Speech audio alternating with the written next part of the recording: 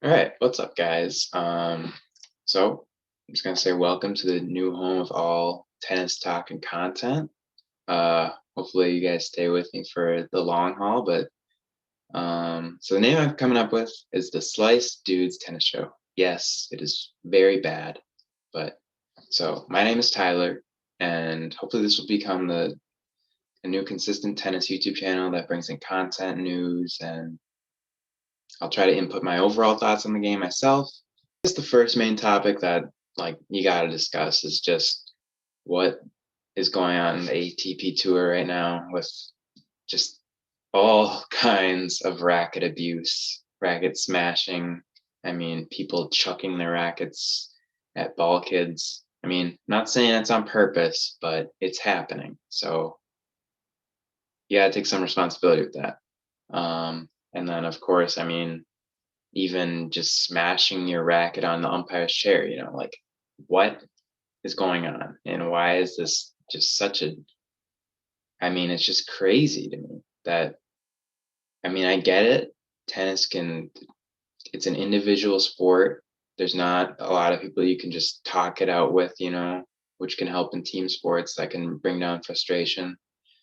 But it's crazy that people are just smashing stuff like they're kids. I mean, but yeah, I mean, obviously stuff yelling at umpires been a long time, but I think really the first time that it's gotten kind of, I don't know, that the ball boys and umpires have really been in danger was kind of, I mean, it just stemmed from that US Open 2020 Djokovic match versus Carreno Busta where he, you know, just belted the ball at the tennis ball girl's throat. And obviously we know how that happened. He He got suspended for the pounces. tournament and that was that. Some good wheels But onto the short ball. and it kind of felt like it just took a dive after that for about a year. I mean, I didn't really see any ball kids getting putting in endangered spots, but I mean, these last few weeks it's been a really, really bad thing. It started with Acapulco with Zverev. Just the craziest thing about this is it was a doubles match. Doubles match. I said you can talk about teammates in other sports. You can do that in doubles, but Zverev for all of his other problems, which is just, even more serious than this, but his treatment of other people on the court is just insane to me. And the way he, I mean, just went up to the guy's chair and started bashing his racket against it. Like, it's just mind blowing to see these aren't just Randy's on the tour doing this crap. This is Zverev's a top 5 player in the world in a pretty much meaningless doubles match, treating umpires like that, and it just shows like the level of disrespect some of these guys have for people that are just doing their jobs, and it's just crazy to me to see this, and it's a real problem because especially with some courts doing the Hawkeye Live thing and some not doing it. I mean, people are just going to become more agitated by wrong calls. And if the ATP doesn't really put a stop to it, then it's just going to become a real problem, I think, on the tour, especially with the inconsistencies and how stuff is refed. Yeah, they didn't really do anything to punish Zverev. I mean, obviously he was suspended for that tournament, but after that, there was really no. I think he got probation and a fine, but I mean, there's no truly true consequences that could have stopped that. For me, I mean, personally, that would honestly make Zverev regretful of the incident. But that was really just the start. I mean, over the past few weeks, there's Nick Kyrgios, who after he lost to Nadal, kind of just I mean, he seemed fine, and all of a sudden he's chucking his racket at a ball kid. It's just, I don't know. Ball kids shouldn't be fearing for their safety when they're volunteering to like work this game between two high level tennis players. That should not be a thing that crosses their mind, but apparently it has to now. like Jensen Brooksby, who I'll talk about later in this rise of American tennis players. He's pretty unlikable. Like he's like a tennis kid, like, like from the core, like obviously, I mean, it's kind of just like, and he just like chucks his racket. I mean, yeah, it looked like he tried to smash it, then like ended up going at the ball guy. But it's like when the top guys like Djokovic and Zverev get away with it, then you see guys like Brooksby doing it too. It's like, I mean, most of the tour isn't jerks, I don't think, but it's starting to become a common theme where it's like, oh, this guy's a jerk. Like, I don't want to watch sports where everybody's turning into a jerk. Like, I want to cheer for these people, Like, I mean, not saying like villains aren't like good for the sport or whatever, but like, there's a line between, like Medvedev had that huge U.S. Open run. He was a tennis villain, but it's not like there's like a question of his character. It was just like a fun sports villain. But now it's like it's just like questionable character moments. Like, why would I even want to watch you play, when it's this bad? And it's just like, and there's another incident at Miami too, just this past week, where I saw like Jordan Thompson, the Australian, just like hit the ball and like flew past the ball girl's head and into the crowd.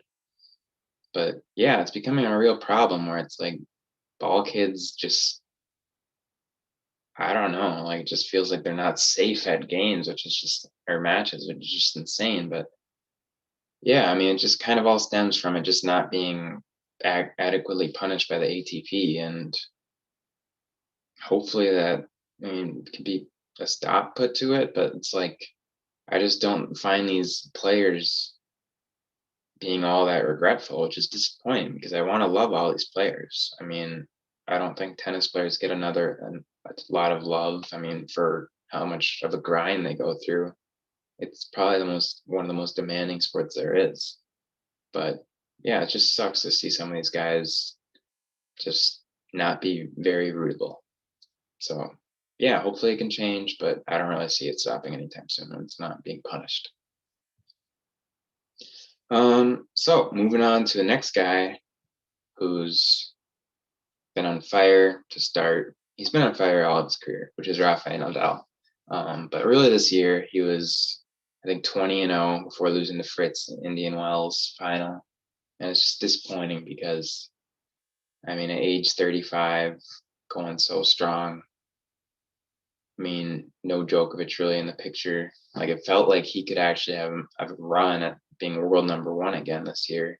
And all of a sudden he's hit with a rib injury for 4 to 6 weeks. And it just sucks because he was playing awesome, just awesome tennis. And at such an old age, like, you don't know how many, like, I know these guys, these big threes have kind of just like broken the trend of like aging, but it's like you don't know how many years you're gonna get at these guys, and it just sucks to get like robbed, even if it's only a couple months, just robbed of a couple months of Rafa Nadal tennis. Because especially coming up on clay, he's gonna miss both the Clay Masters events, I think.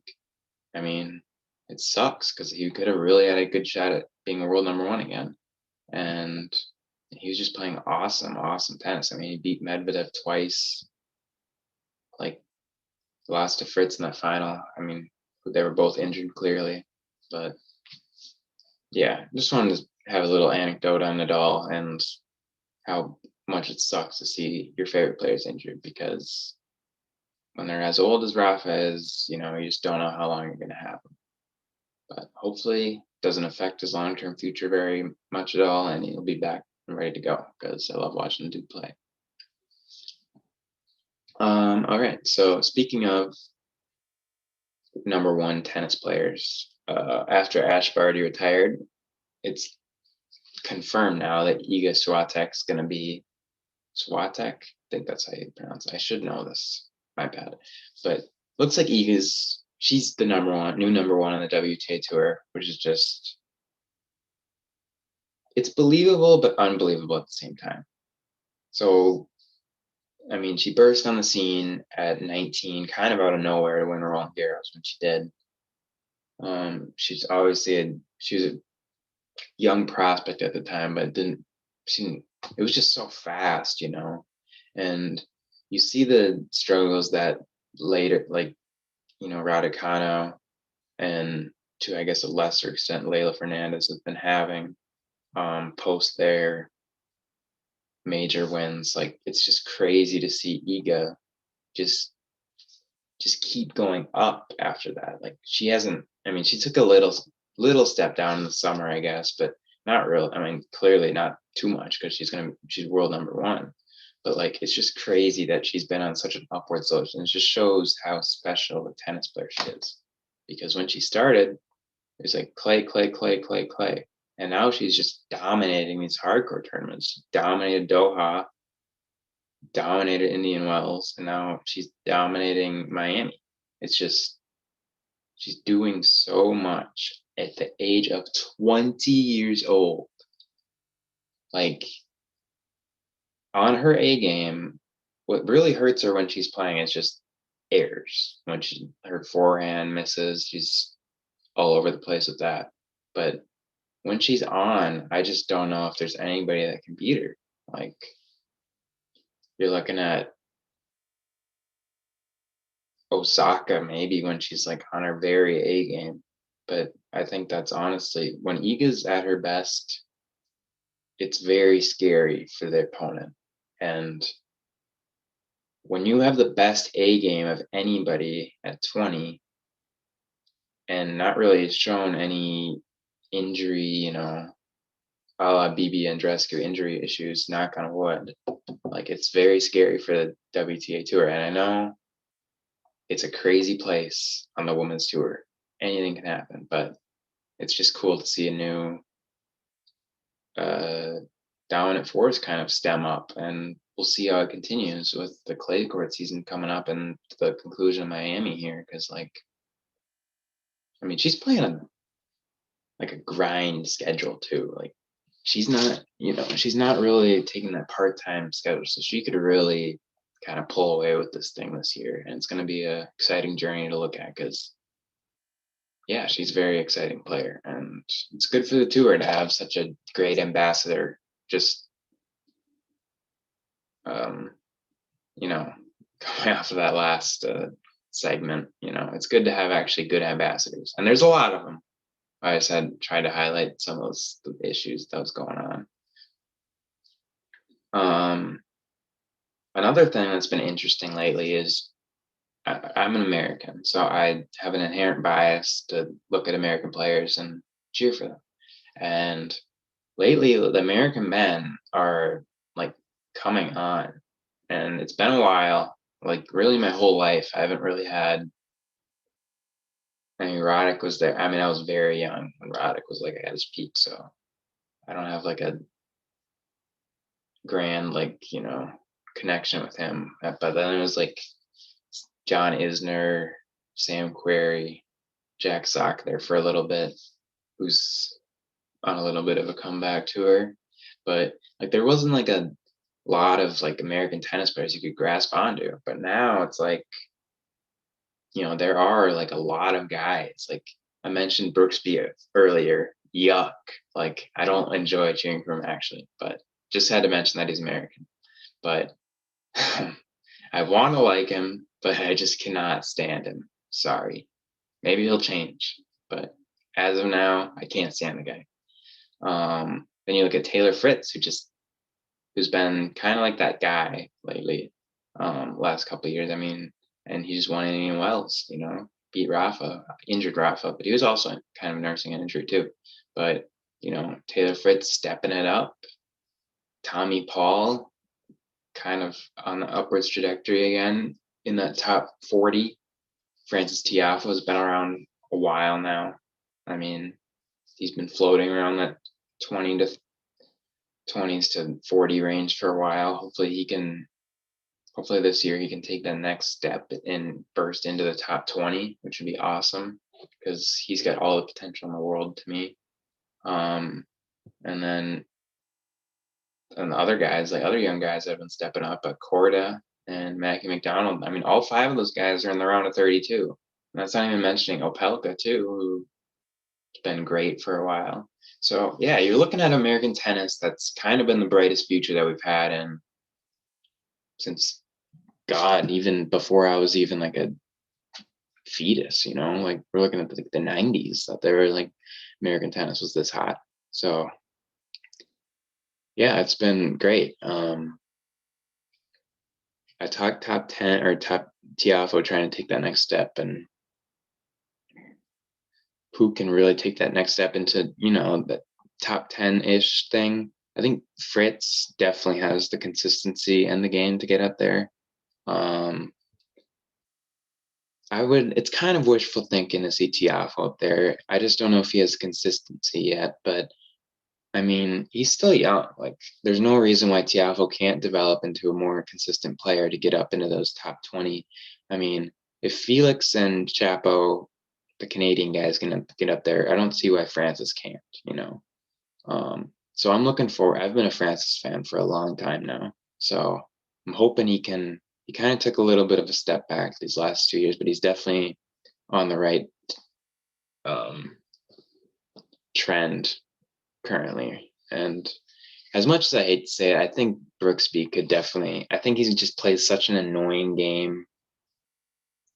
Like, kind of like, I don't know if it's really comparable to Diego Schwartzman, but kind of like him, just kind of a guy who, like, grinds like crazy, doesn't go away. I think he's kind of like that. And I think Diego's been, I don't know if he's been a top 10 guy, but close enough to it that, he could get there. And I think Brooksby definitely has the potential. And yeah, I would say those 3 are the main 3 that could really get up there. I mean, Opelka's got that serve, I mean, Isner was a top 10 guy. Opelka's like just like that. So you get up there too, but like I'm not that fond of serve bots, but Opelka's a good guy, so I gotta rep him a little bit. So yeah, I guess I'll just round off this video with just talking about my personal favorite tennis players. I personally love people that are just kind of don't really overpower you with the big shots, but really grind their way for points. So yeah, I've been a long time Simona Halep fan. Loved her style of play, how she just fights for everything all the time. It can get a little frustrating though sometimes watching her because like you're like, oh, why can't you just hit the winner that so many other people can do all the time? But it's just I think it's more rewarding for me to watch somebody win through pure like grind more than anything. And that kind of stems also my becoming a big fan of Leylah Fernandez as well. Obviously last year's US Open was her big breakout. And just like the way she just doesn't go away from people, it's just really inspiring to me, and it's just awesome to watch somebody do that. And I also love Iga. It's kind of a curve off those other 2 that, I mean, Leylah can hit her winners too, and Simona can, I guess, sometimes, but not really. But Iga is obviously a different beast, but I just really love Iga's personality and what she brings to the game. I think she's awesome. So yeah, my main favorites are on the women's side, but men's side, I also just love the style of play of Tsitsipas and Team, those one-handed backhand. It's been a long time since we've gotten to see Team play, which is sad, very sad, but he's coming back soon. So hopefully next video, we'll have an update and have maybe Team will have won his tournament. But yeah, Team and Tsitsipas, obviously Fedal, Roger and Rafa, love those guys. Who knows if Roger's even going to play again? We'll see. But yeah, those guys. I love the showmen like Kyrgios and Monfils. Those guys are sick too. And I also try to cheer for most of the American tennis players, Like I said, some of them they make it hard, but I try to cheer for the guys who represent the country the most, because, I mean, American tennis has kind of been disrespected, especially on the men's side, for a long time now. So I'm cheering for them to break in, and hopefully one of these days we'll get a major. So yeah, that's all I got on the Slice Dudes tennis show. Hopefully it was decent enough for a first show, and we'll try to come back next week with something even better. All right. See you guys. Bye.